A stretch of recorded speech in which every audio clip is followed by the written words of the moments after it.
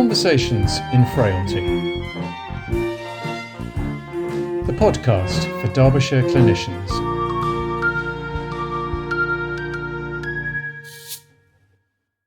Welcome back for another episode of Conversations in Frailty, and today it's the Deprescribing podcast, which I've been looking forward to. Speak to Louise and Katie, two pharmacists who work on the Frail and Elderly Assessment Team at Royal Derby Hospital, and as you'll hear in their introductions, are fantastically qualified for being here to chat with me today. So time flies by and it's midsummer and we're trying to keep cool for this podcast, but perhaps by the time you listen to it, it'll be back to some more typical English summer weather. Anyway, what do we cover today? Well, all sorts, but we start off talking about the importance of considering deprescribing in this population, both thinking about physical and cognitive aspects. We think about what should prompt us to consider deprescribing, and they mention some really useful approaches and tools that you could go away and look up and make use of, and I'm sure I'm going to be turning to a couple of those myself.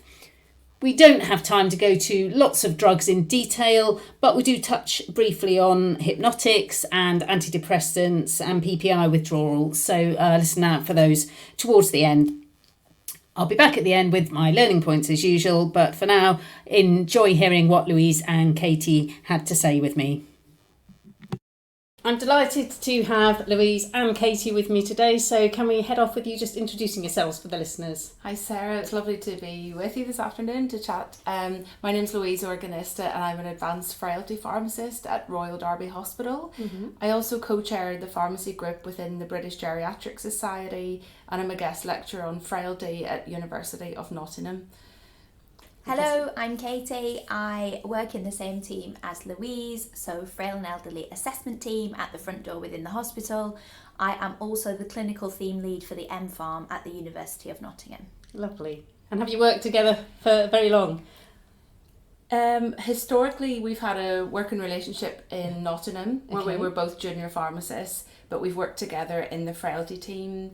It was probably under a year. Oh, yeah, tiny bit over. About a year, okay. Time flies. So you enjoy working together then? We do. We definitely have that great flow of ideas between the education and frailty and then the clinical aspect of our role. So, it's great to have Katie in the team with that education sideline to her job. Fantastic. Yeah. You're the ideal combination for me, hopefully, for this podcast. I think I wanted to just kick off really with just us having a reflection briefly about actually why is this such a vital topic in the frail elderly, and just fill me in with your thoughts. I mean, my big thought with frail and elderly patients is that we're getting more of them.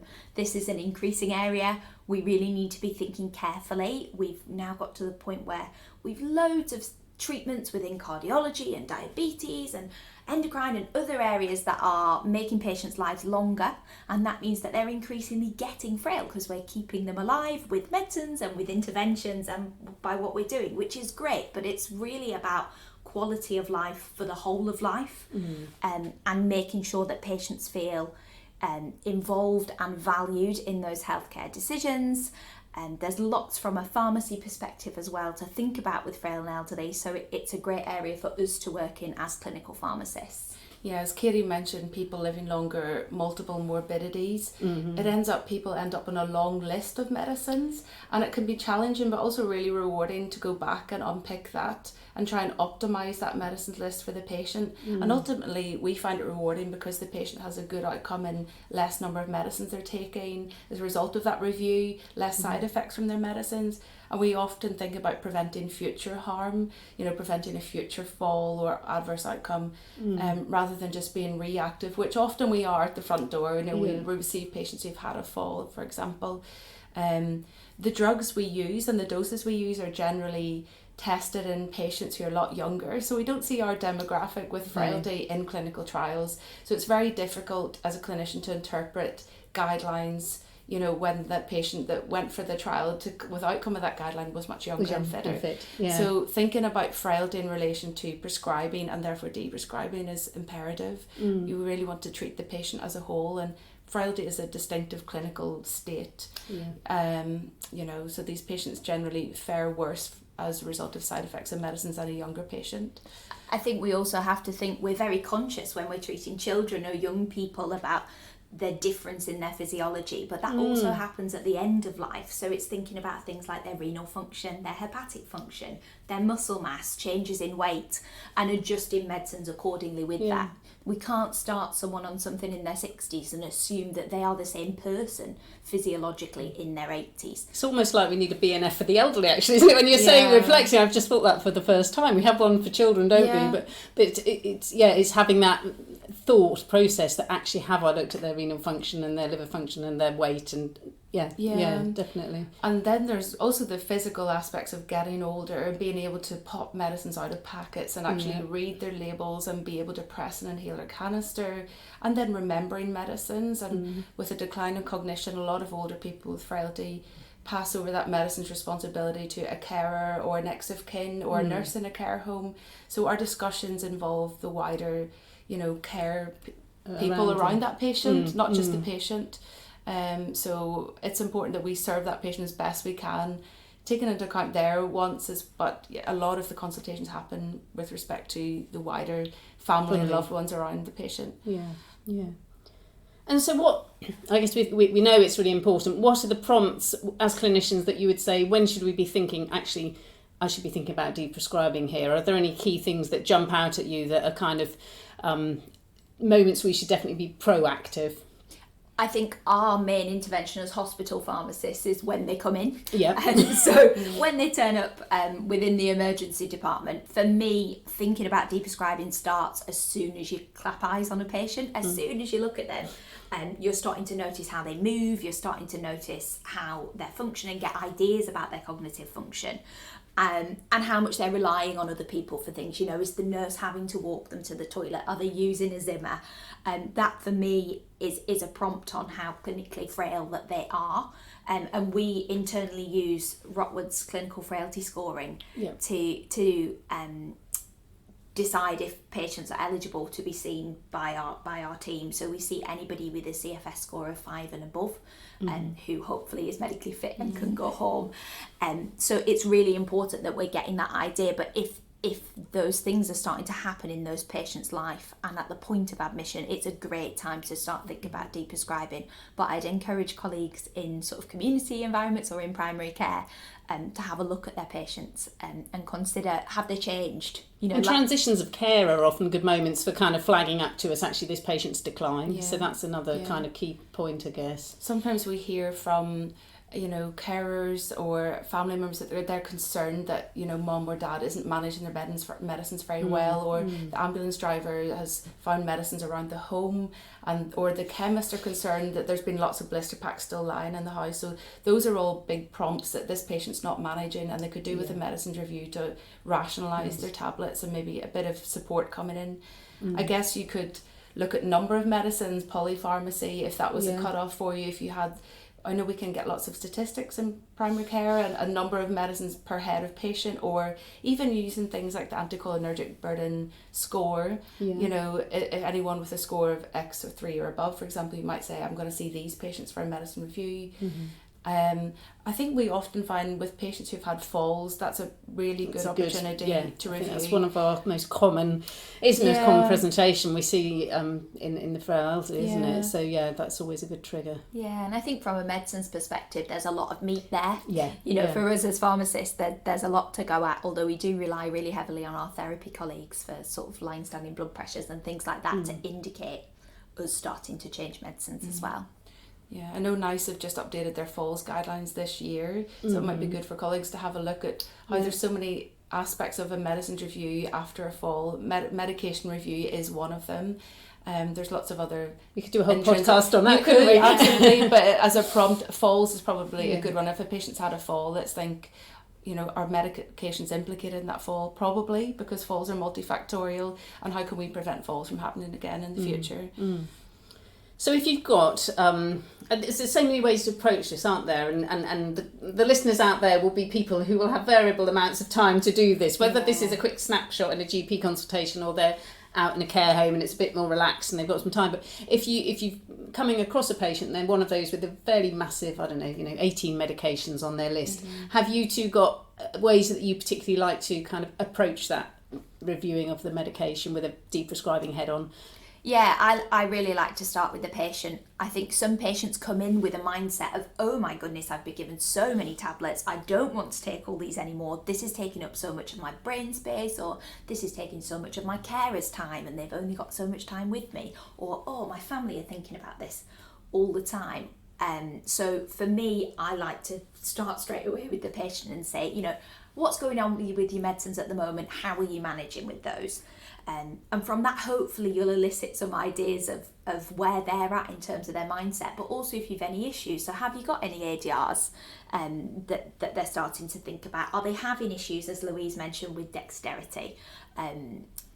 If they can kind of highlight those issues early on, it gives you an almost an in with the patient where you can think about solving those issues. And I find it makes them very open then to talking about other things and reviewing from that point.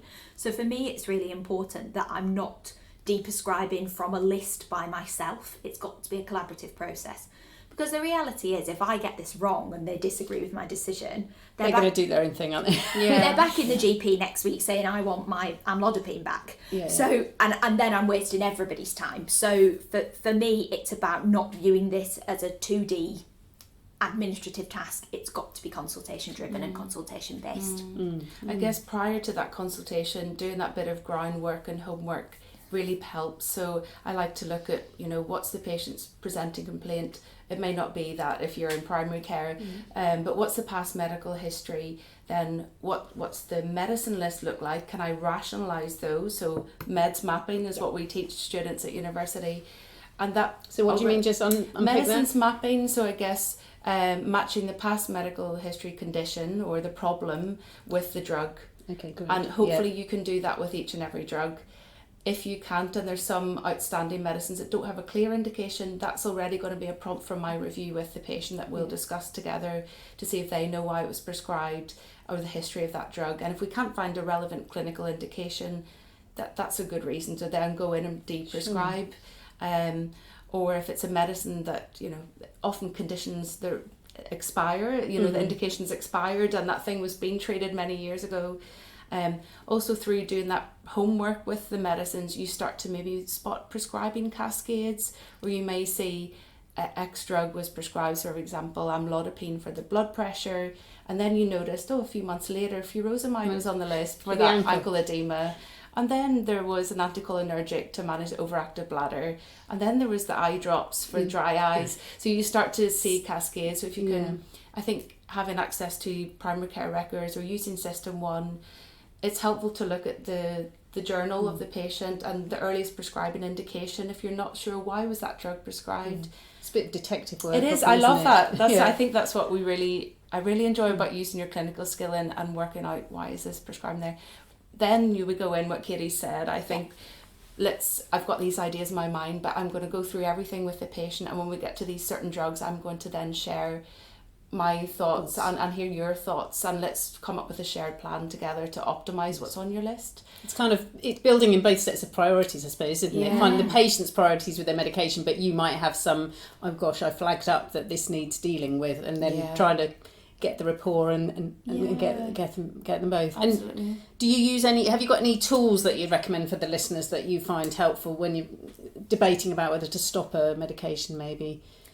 There's loads of stuff out there. So much. I'm a tool picker, I think it's applying that to a patient. If I'm looking at a list of medicines and I think, anticholinergic burden, I will go and calculate. It doesn't necessarily mean I calculate for every patient I look at. At the same time, I think there's some really good guidance out there. There's a Wales polypharmacy prescribing set that has some sort of targets for older patients. So if we think about things like HbA1c, I'm not wanting to control that as tightly in my 90-year-old. I'm much more conscious of hypos and things like that. So that's affecting my medicine choice if I'm starting something, but also what I'm doing when I'm stopping. And I think tools like that are very important. Equally, if you're looking at somebody who's in their mid-60s, you might look at that very, very differently. Stop start's a good tool. It's fairly basic. But to get some information that's helpful, and equally I would use different methodologies. So like no tears is a good idea of kind of how you can structure your consultation if you're unsure about where you want to start. And so, do you want to just briefly run through that? Yeah, so the first thing you would do is to get your need and indication. So that's really what Louise was saying, where you might do a little bit of digging before you dive in with your question, and then more of what I was saying in terms of your open questions. So O for open, yeah. Yeah, O for open, and asking broadly how they're getting on with their medicines in the hope that you get a nugget to look at. T is your tests and monitoring, so we were talking right at the beginning about your renal and hepatic function, but equally your calcium, your vitamin D, your magnesium, things like that. E would be your evidence and guidelines, so what do you need to look up, where do you need to look for it. A is your adverse events, so specific questioning around adverse effects I find is appropriate if you're looking at specific medicines and you know things are common. Patients might not have made that link themselves. It's a lot to ask for them to put together that they're on oxybutynin and they're struggling with a dry mouth and that's the reason. Sometimes I prompt the review with, have you experienced, do you get dry mouth or constipation? And they're like, yes, I do. And then I say, it could be attributed to this medicine. That's how I bring it in rather than, Yeah, I think if you say, do you have any side effects? They go, no. Whereas with that careful prompting and your clinical knowledge input, you often get a much better outcome. We think about risk reduction or prevention for the R of no tears, so number needed to treat, things like that. And S is your simplification and switches, and I think switch can often be a much softer word for a patient than stop. And we're just going to simplify your medicines regime. I think for people that can feel less hard, and it makes them feel a little bit less like I'm old and they've stopped treating and they're giving me. up on me. Yes. It's always the fear, isn't it? Yeah. And family can become resistant if they feel like you're saying, you don't want to pay for these drugs anymore or something like that. And you sometimes get back. And you mentioned family and caregivers. Sometimes the concern comes from those parties when we might agree with the patient and they're happy, but the carer may have a concern if that patient's going back to the care home and we've stopped a medicine that was maybe helping with behaviour or oedema that built up because they were quite sedentary. So we need to involve all parties with that shared decision making, I guess. Yeah, definitely. I guess would we count clinical frailty scoring as a tool in itself? I find it really helpful to think about that patient's frailty status because I'm thinking then about your longevity, your quality of life, and where this drug best fits in with that, rather than a long-term prevention drug like a statin for someone who is a severely frail clinical frailty score of 7. I rebalance. So, what is important for you at this stage in the last 6 months of your life? I think one quite useful question I came upon recently about statins was just that thought of, would I be starting this drug in this patient if they weren't on it already? I don't know sometimes, but that's quite a helpful way of thinking about, should I be stopping it? Thinking if they came to me new now, would I be starting them on a statin? Maybe that's helpful. Another helpful thing I heard was, every time you screen a medicine to say, yes, that's suitable to continue, you're making an active decision on that medicine. So prescribing and continue prescribing is still active decision making. Deprescribing feels like a big deal and it feels scary, but actually making that decision to carry on with the drugs is still a decision. No, that's a really helpful way of looking at it, because I think you're right, it always feels a bit braver to stop something somehow than to just carry on, but actually it shouldn't feel like that, should it? It should be both ways. I think that's what makes transfer of care such a pivotal moment, when you are re-prescribing, when you are changing, when you are moving systems. That is the invitation to colleagues to make that decision. Another helpful tool, just coming back to that combines anticholinergic burden and common side effects, is Medichec, MEDICHEC. It's just a helpful tool. It shows up drugs which cause hyponatremia or hypomagnesia, constipation, things that we can probably cause delirium in an older person with frailty, as well as anticholinergic burden score. So that might be a better one in some ways, because you're covering both. If you're short on time, you're covering the ACB and the adverse effects. Brilliant. I think my top tip for approaching a massive medicines list is it's 3 or 4 changes at once. You never want to make it hard for a colleague to unpick what you've done, because if adverse effects come out of the decisions you've made, that's really difficult. So for me, it's a few changes now, a few things for the patient to think about, and maybe a few things to act on later. create yourself a little plan over time. Yeah. Because if you're starting to wean things as well, you're going to see the patient again because you're going to need to. It doesn't all have to be done at once. No, Yeah, no, that's helpful. You've got to let people come round to the idea, and also managing the medicines physically and in terms of their mental capacity. It can be really hard if you've made 6 or 7 or 8 changes. So little and often. Yeah. And I think a final one is one of my favourite ways. I think Lucy Pollock does this in her book about getting older. I love that book. She divides them into 3 piles, and I sometimes think especially if you're actually with a patient with their medication, it's even easier to do that. Is this an essential drug? Is this managing your disease? Is this just a symptom control? Yeah. And actually at different stages, symptom control versus disease management have more or less priority. So sometimes especially if you've physically got the boxes, but obviously you can also write them down, can't you? I think that's quite a nice, just a very simple way to tackle it. Yeah. There's so much we could cover here, and I know we wanted to think about putting a spotlight on anything particular. I know, Louise, you've got a bit of an interest in sleep in frailty, so do you just want to give us a brief thought about sleep when you're doing a prescribing review? Absolutely. I think as we get older, I think there's this myth that older people need less sleep, or you need less sleep when you're older, and that's not true. It's just sleep's harder to attain. Yeah. Unfortunately, sleep quality declines, and the amount of sleep you get as you get older declines. And there's a whole number of factors, I guess. Patients are not working anymore, they're maybe living in solitude and lonely, getting side effects from medicines that are keeping them awake, napping in the day, and just age-related changes in the brain that mean you don't get as much melatonin released, and sleep architecture is different. So for that reason, I like to talk to patients about how they're sleeping, and it's just a simple question: how are you sleeping? Because as a result of poor sleep, patients can feel low in mood, maybe increased risk of falls. The medicines that are normally used as a last resort can often linger on that prescription list and are harmful. The hangover effects of Z drugs and benzodiazepines, and sometimes amitriptyline. So if there are other ways that we can look at the patient's day-to-day routine and provide maybe input there on little tips that are helpful to get their sleep cycle back, and hopefully less need for taking a sleeping tablet every night. And then there are some drugs which are stimulating, so SSRIs should be taken in the morning and not in the evening. Beta blockers can suppress the amount of melatonin you release, so should be a morning drug. Of course, sedative drugs should be at night time. Steroids again can increase your cortisol, so that should be a morning drug. And then any drug that can cause you to release fluids, like a diuretic, ideally earlier in the day rather than later in the day when patients might have to get up and empty their bladder during the night. And then just thinking, if they have restless legs, is that being controlled? Is there any non-pharmacological advice we can give around stretches and mobility? So there's actually a lot to think about. Maybe there's unmanaged pain that's keeping that person awake.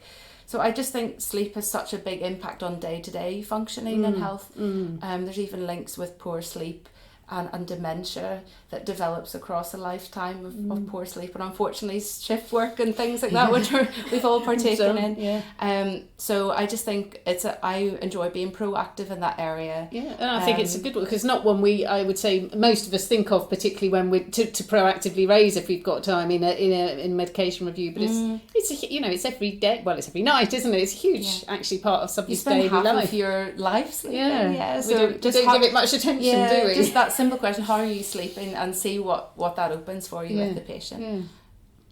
Fine.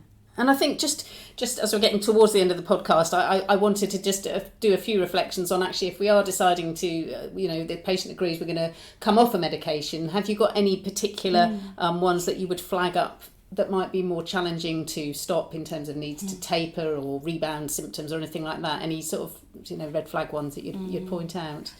I think antidepressants is the big one for me, and we see a lot of our elderly people on antidepressants because they do hang around on prescriptions, They do. as we've talked about, but also they're quite often going through a stage in their life where they've lost people or they're losing people, and we see medication introduced for that, but also rebound depression if we're withdrawing those too fast, can be really, really difficult, and then can preclude people trying to deprescribe again. And I think that's what's so problematic when we get it wrong, is it's barriers for other clinicians to try because the patient then is, oh no, last time I tried that, and they're very cautious.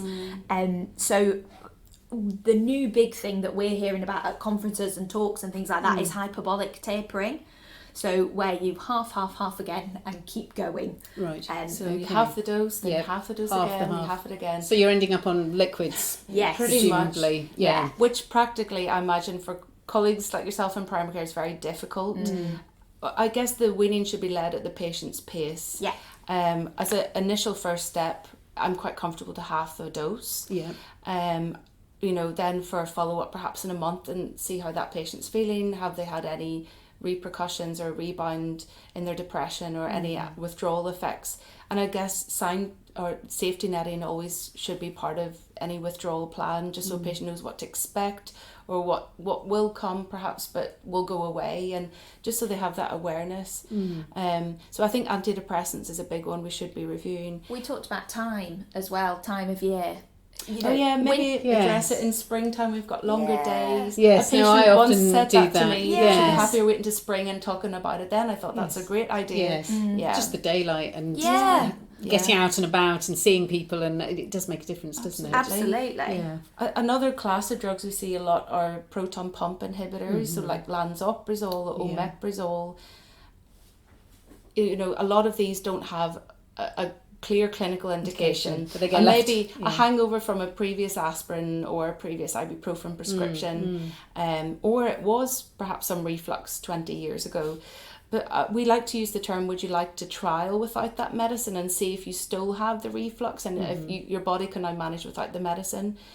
We know that with drug like that, if we did take it away straight away from a higher dose, there will be rebound reflux.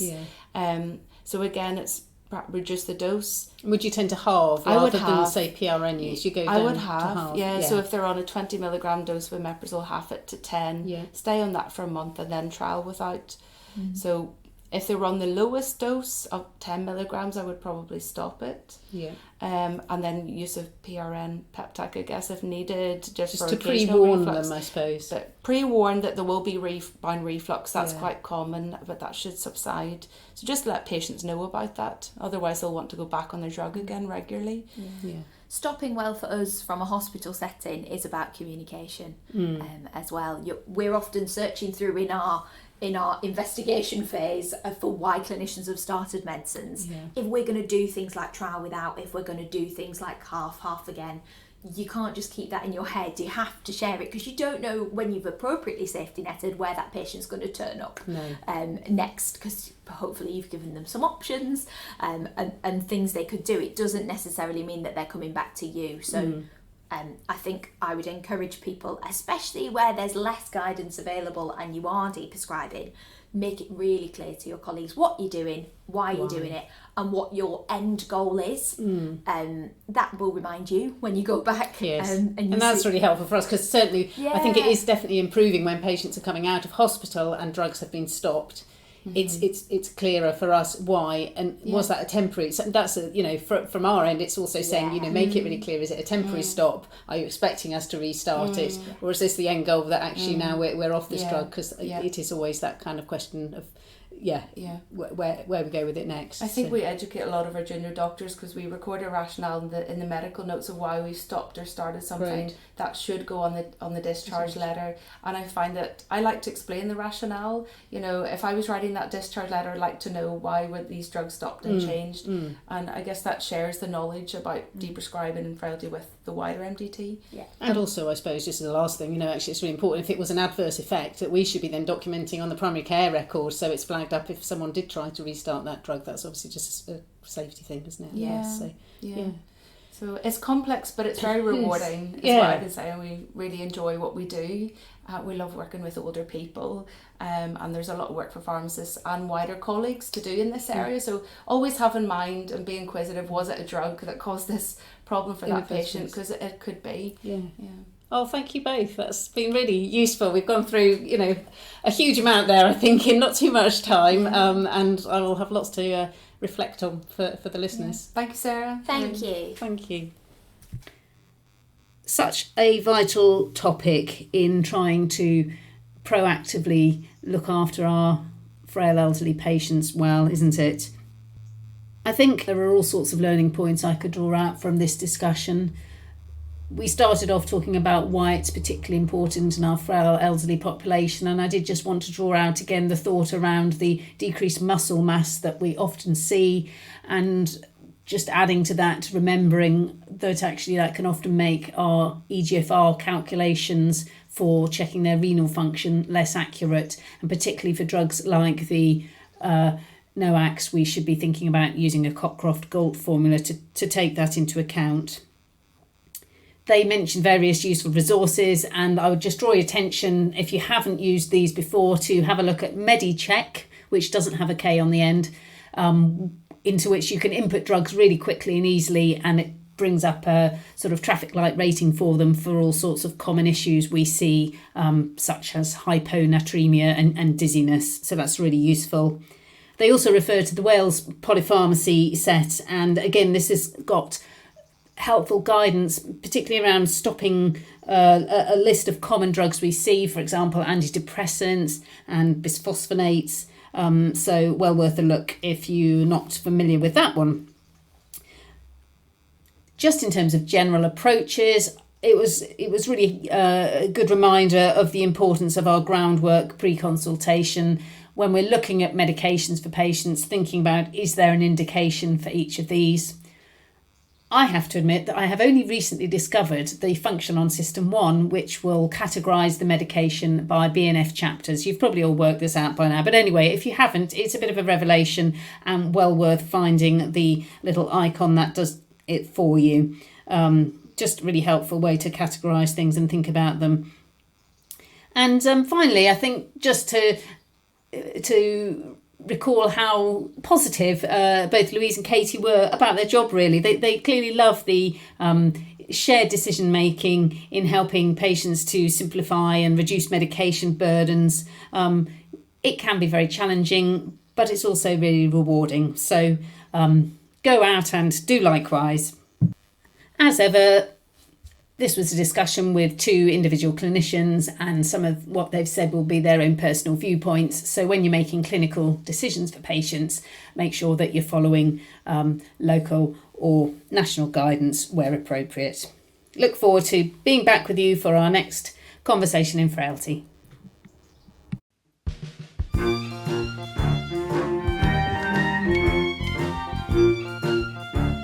Conversations in Frailty.